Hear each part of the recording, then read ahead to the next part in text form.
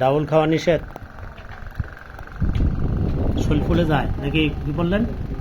শরীর ফুলে যায়, মুখটা বলে শরীর ফুলে যায় না। আপনি ডাউল খাবেন না, কোনো প্রকারের ডাউল না। ফলের মধ্যে কমলা এবং মালটা মনে থাকবে।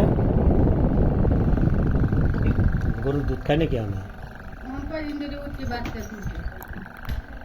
আর মধু মধু আপনি শুবেন না, মনে থাকবে।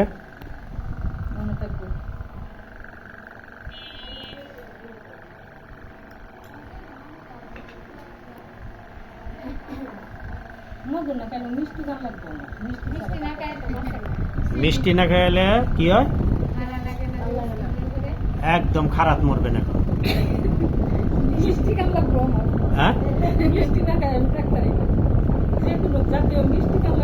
মিষ্টি খেলে আরো ফুলবেন, এখন মরবেন। এখন কি করবেন?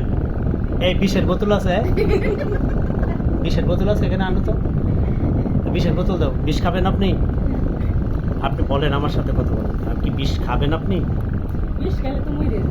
বিষ খাইলে যেরকম মরবেন, চিনি খাইলে আরো বেশি মরবেন। এখন আপনি ভিতরে পচা মরবেন সব।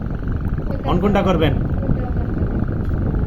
বিষ যেমন আপনি খাবেন না, কেন খাবেন না? আপনি মারা যাবেন।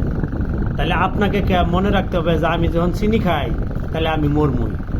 তাহলে ওইটা হইলো সরাসরি বিষ দেখে ভয় পেতেছেন, আর এটা খাইতেছেন যেটা খুঁজ পাইতেছেন না, তো বুঝেন না, তো এই জন্য মিষ্টির দিকে আকর্ষণ বেশি আপনার, যে খাইতেই হবে। একদম বলে দিলাম, আপনি যদি চিনি খান, চিনি সাদা চিনি যে কোনো প্রকারই খান, সেটা দুধের লগে খান বা খাদ্যের লগে খান, বা মিষ্টি বানিয়ে দিচ্ছে মিষ্টি খাইলেন, সাবধান, আপনার ভিতরে বিরাট ক্ষতি হয়ে যাবে। পরে কিন্তু বিষ খাইলে যেমন মরবেন, ওইটা খেলেও মরবেন, আপনার জন্য ক্ষতিকর। সাবধান।